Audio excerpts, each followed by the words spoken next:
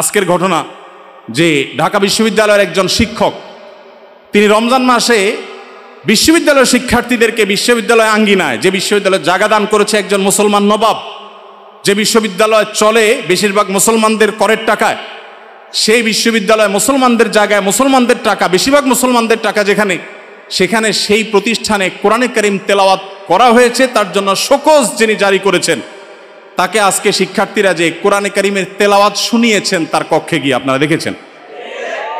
অবাক করা বিষয় কি জানেন, এদেশের এক শ্রেণীর মিডিয়া এটাকে নিয়ে সমালোচনা করে বলছে যে জোর করে কোরআন শোনানো তো ঠিক না। নীতিবাক্য শুনেছেন? জোর করে কোরআন শোনানো ঠিক না, মনে হয় যে জোর করে আয়নাগরে নিছি। যারা জোর করে আয়নাগরে নেওয়ার বিরুদ্ধে কোনোদিন একটা শব্দ বলতে পারে নাই, তারা এখন আল্লাহর কালাম শুনাইছে একজন মুসলমান দাবিদার মানুষকে, কোনো হিন্দুকেও শোনায় নাই, সেটার বিরুদ্ধে তারা প্রতিবাদ করতেছে জোর করে কোরআন তেলাওয়াত করা শিখবে। তাহলে জোর করে কোরআন তেলাওয়াত বন্ধ করা ঠিক আছে? রমজানে যখন কোরআন তেলাওয়াত করতে দেওয়া হয় নাই, সেখানে শোকজ জারি করা হয়েছে, সেটা ঠিক ছিল? তাহলে তুমি নিজের বেলায় খুব অধিকারের পরে সোচ্চার, অন্যের বেলায় একেবারে সোচ্চার না।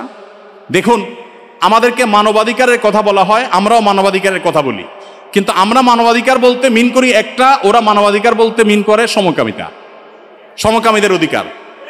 আমরা বৈষম্য বিরোধী বলতে চাই, সমাজে হিন্দুদের প্রতি কোনো বৈষম্য হবে না, খ্রিস্টানদের প্রতি কোনো বৈষম্য হবে না, নারীদের প্রতি কোনো বৈষম্য হবে না, কারোর প্রতি কোনো বৈষম্য হবে না, হুজুর শ্রেণীপতির বৈষম্য হবে না। দাঁড়িয়ে আছে তাহলে সে চাকরির জন্য অনুপযুক্ত বিবেচনা করা হবে, দায়ের কারণে এই বৈষম্য হবে না। টুপি আছে, হিজাব আছে, সেজন্য সে ভার্সিটিতে চান্স পাবে না বা তার প্রতি বৈষম্যমূলক আচরণ করা হবে, এগুলো থাকবে না। এদেশে মানুষ এই বৈষম্য দূর করতে চায়, আর ওরা আছে এদেশে সমকামীদের অধিকার প্রতিষ্ঠা করে তথাকথিত বৈষম্য দূর করার জন্য।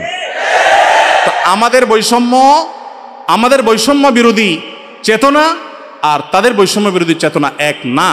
আমাদের বলতে এখানে আমি হুজুর শ্রেণী কথা বলছি না, এদেশে সর্বস্তরের মানুষ যদি গণভোট নেওয়া হয়, সমকামিতাকে এদেশে অধিকার হিসাবে এই বিকৃত যৌনতা চর্চা করে আমেরিকাতে, পৃথিবীর উন্নত দেশগুলোতে যে পরিমাণ ধ্বংস ডেকে এনেছে, সেখানকার রাস্তা রাস্তা অভিভাবকরা নেমেছে প্রতিবাদ করবার জন্য। আপনার একটা ভিডিও, ভাইরাল একটা ভিডিও দেখেছেন, কোনো একটা গণমাধ্যমের কোনো একটা টকশো বা টেলিভিশনের কোনো একটা প্রোগ্রামে বাবার সামনে তার ট্রান্সজেন্ডার একটা মেয়ে আসছে, দেখে ছেলে ছিল সে, সম্ভবত মেয়ে হয়ে গেছে, সে চিত্র দেখে বাবা যে হাওমাও করে কেঁদেছেন, গোটা পৃথিবীর মানুষের বিবেকে আঘাত করেছে।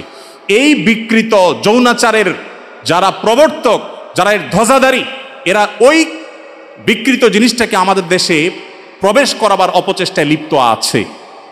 এরা জানে না যে এই স্বপ্ন এই দেশের মানুষ আসলে কখনো বাস্তবায়ন হতে দিবে না। ভাইরা আমার, অতএব আমরা যারা দাওয়াতি কাজ করব, সময়ের এই চাহিদাগুলো বোঝার চেষ্টা আমাদেরকে করতে হবে। আমাদেরকে বিভিন্ন নাস্তিক্যবাদ, ধর্মহীনতার দিকে নিয়ে যাওয়া হচ্ছে, এমন এমন শব্দ দিয়ে, মানব ধর্মের কথা বলে মানুষ হিসাবে আমাদের পরিচয়কে বড় তুলতে হবে, ধর্মীয় পরিচয় বড় বিষয় না। এগুলো সবগুলো হলো নাস্তিকতার প্রথম ধাপ, যেগুলো শোনার পর আমাদের দেশে এক শ্রেণীর সাধারণ মুসলমানরা না বুঝে তারাও সেগুলোকে অ্যাপ্রিসিয়েট করে যে কত সুন্দর কথা, হিন্দু না, বৌদ্ধ না, মুসলমান না, আমার কাছে মানুষ হিসাবে অধিকার চান। আমরা সবাই খুব অ্যাপ্রিসিয়েট করি। দিন শেষে এটা যে নাস্তিক্যবাদের প্রতি আহ্বান, এটা যে তথাকথিত মানব ধর্মের সেই বস্তাপচা সস্তা আহ্বান, এটা আমরা অনেকে বুঝতে পারছি। এই জন্য ভাইরা, যারা দাওয়াতি ফিল্ডে কাজ করবেন, আল্লাহর পথে মানুষকে আহ্বান করবেন, বিচক্ষণতার সাথে এবং দূরদৃষ্টির সাথে এই কাজটা সম্পাদন করতে হবে। এই জন্যই তো প্রশিক্ষণের প্রয়োজন, এই জন্যই শেখার প্রয়োজন, এই জন্যই বোঝার প্রয়োজন। আল্লাহ তাআলা আমাদের সবাইকে সেই যোগ্যতা দান করুন।